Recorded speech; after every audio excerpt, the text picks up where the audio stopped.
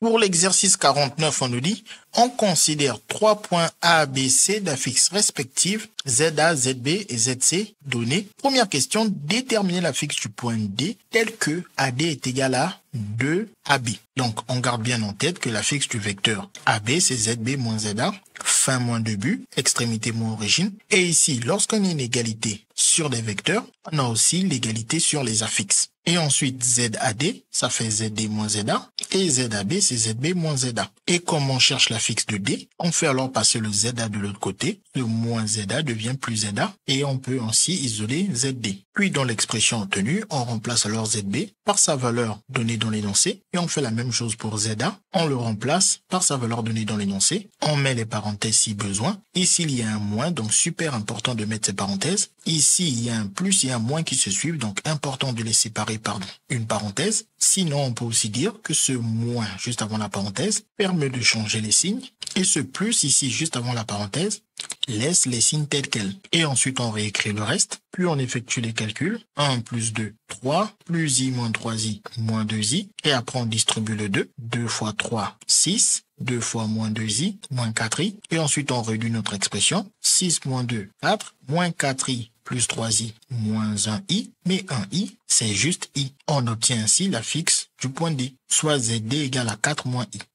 Pour la question 2, on nous dit déterminer l'affixe du point E tel que nous avons cette égalité vectorielle. Qui dit égalité vectorielle dit égalité des affixes des vecteurs. Qui dit affixe d'une somme de vecteurs dit somme des affixes de ces vecteurs. Ensuite, on utilise notre formule ici. ZAE nous donne ZE moins ZA. ZBE nous donne ZE moins ZB. ZCE nous donne ZE moins ZC. Nous, on cherche l'affixe du point E. Donc, on voit qu'on a un ZE ici et un ZE là. En retirant ZE des deux côtés, ça permet de faire partir ce ZE. Il ne nous reste plus que ce seul ZE. On isole alors ce ZE en faisant passer moins ZA et moins ZB de l'autre côté qui deviennent plus ZA plus ZB.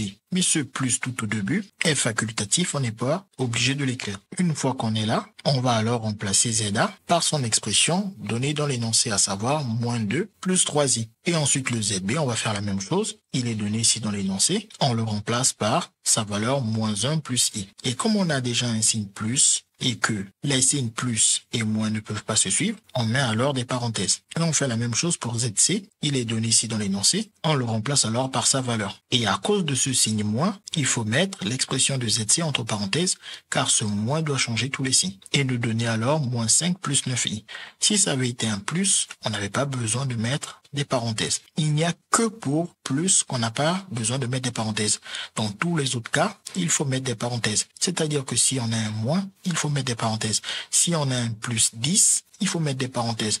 Puis si on a plus tout seul, pas besoin de mettre des parenthèses. Si on a un moins 3, il faut mettre des parenthèses. Ici, on a plus tout seul, on a quand même mis des parenthèses parce que les deux signes se suivent. Et ici, il n'y a pas de signe, donc si on met un plus, ça nous aurait donné plus 5. Le plus ne change pas les signes, donc ça nous redonne exactement ce qu'on a, moins 1 plus i. Et avec le moins 2 plus 3i, on va maintenant réduire l'expression. Les termes qui n'ont pas de i sont moins 2, moins 1, moins 5, qui nous donne alors moins 8. Et les termes qui ont i sont plus 3i, plus i, plus 9i, ce qui nous donne plus 13i. On obtient ainsi l'affixe du point E, CQFD, ce qu'il fallait découvrir.